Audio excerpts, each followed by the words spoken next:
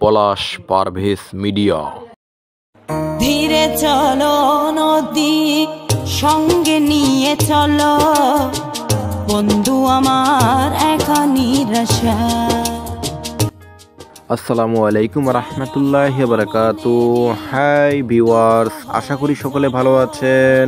তো এই মুহূর্তে দেখতে পাচ্ছেন আমি যে জায়গাটা আপনাদের দেখাচ্ছি, তো অবশ্যই থাম্বনেল দেখে আপনারা বুঝে গেছেন যে আমি আসলে কি বোঝাতে চেয়েছি।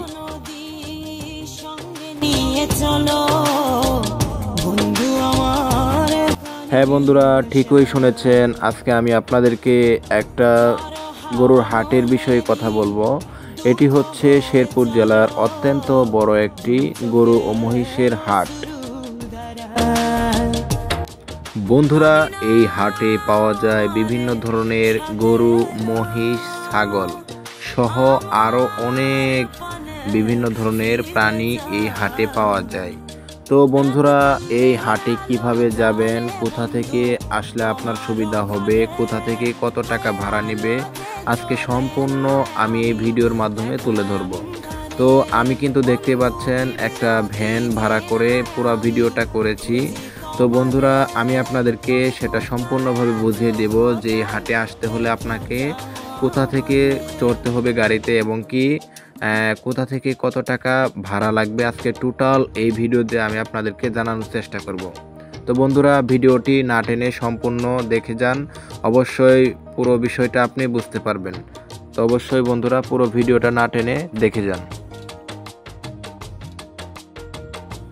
বন্ধুরা, যেহেতু শেরপুর জেলার ভিতরে উপস্থিত এই হাটটি, তাই এই হাট বিষয়ে আমি সবার প্রথম আগে জানাতে চাই।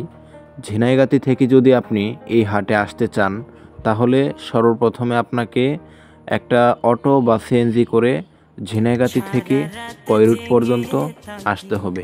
তারপর কয়রুট থেকে একটা অটো বা সিএনজি করে আপনাকে সরাসরি তিনানি বাজার পর্যন্ত আসতে হবে। তো প্রথমে আমি ভাড়াটা বলে দিচ্ছি। ঝিনাইগাতি থেকে যদি কয়রুট পর্যন্ত আসতে চান, তো আপনার ভাড়া পড়বে 20 টাকা। তারপর হচ্ছে আপনি যদি কয়রুট থেকে যদি আপনি তিনানির গাড়িতে উঠতে চান, তো আপনার সেখান থেকে ভাড়া পড়বে 10 টাকা। তো আপনাকে তারপর যদি আপনার নালিতাবাড়ি গরু হাটে আসতে চান, তাহলে আপনাকে সেখান থেকে চড়তে হবে হচ্ছে নালিতাবাড়ির একটা গাড়িতে।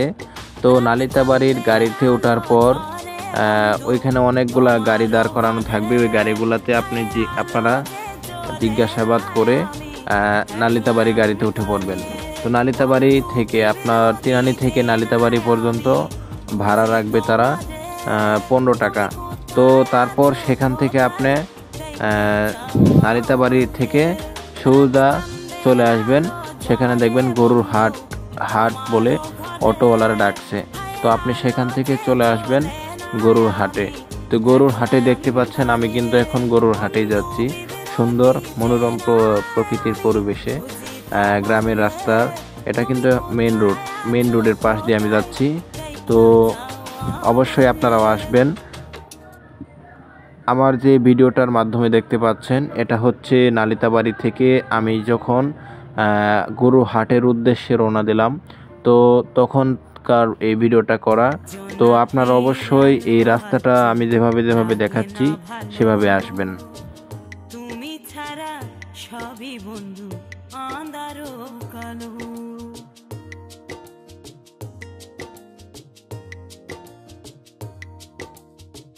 জোনাকির আলো আছে লাগে না ভালো, তুমি ছাড়া সবই বন্ধু আঁধার কালো। নদী না। তো বন্ধুরা, দেখতেই পাচ্ছেন আমরা আমাদের মূল লক্ষ্যে এসে পৌঁছে গেছি।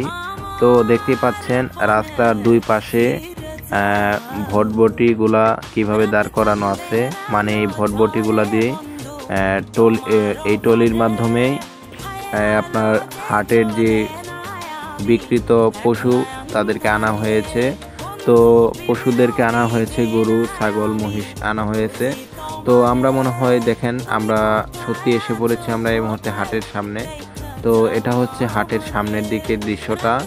তো দেখতেই থাকেন, একটু পরে সামনে গরু মহিষ সহ দেখতে পারবেন। তো এই তো দেখতে পাচ্ছেন বন্ধুরা, রাস্তার দুই পাশে কিন্তু টলি গাড়িয়ে ভরা। এই টলি ভটভটির মাধ্যমে কিন্তু সেই গরু মহিষগুলো আনা হয়েছে। এই দেখতে পাচ্ছেন হাতের ডান পাশে কিন্তু কত বড় বড় মহিষ। আপনারা যারা মহিষ কিনবেন তারা হাতের ডান পাশে এসেই কিন্তু বাজারের শুরুতে হাতের ডান পাশে এসেই মহিষ পেয়ে যাবেন। আর আপনারা যারা মোটর সাইকেল নিয়ে আসবেন, এখানে কিন্তু মোটর সাইকেল পার্কিং করার খুব সুন্দর সুব্যবস্থা রয়েছে, এবং কি যারা টলি নিয়ে আসবেন টলি ভটভটি রাখার জন্য এখানে পার্কিং করার সুব্যবস্থা রয়েছে। তারপর এইখানে কিন্তু শুধু তাই নয়, এখানে হচ্ছে আপনার সকল প্রকার গাড়ি আপনি যদি রাখতে চান পার্কিং হিসেবে, আপনাকে সামান্য কিছু টাকার মাধ্যমে আপনি আপনার গাড়িটা সুরক্ষা মাধ্যমে রাখতে পারবেন। তো বন্ধুরা, এই হচ্ছে আজকে হাট সম্পর্কে ভিডিওটা। তো যারা নালিতাবাড়ি হাটে আসতে চান অবশ্যই এভাবে আসবেন, ইনশাল্লাহ আপনারা আসতে পারবেন খুব সহজেই। অবশ্যই আপনারা পুরোপুরিভাবে বুঝেছেন। তো বন্ধুরা, ভিডিওটা কেমন লাগলো অবশ্যই কমেন্ট বক্সে বলে যাবেন। যারা লাইক কমেন্ট করেন নাই তারা লাইক করবেন, চ্যানেলটিকে সাবস্ক্রাইব করে পাশে থেকে যান। ধন্যবাদ।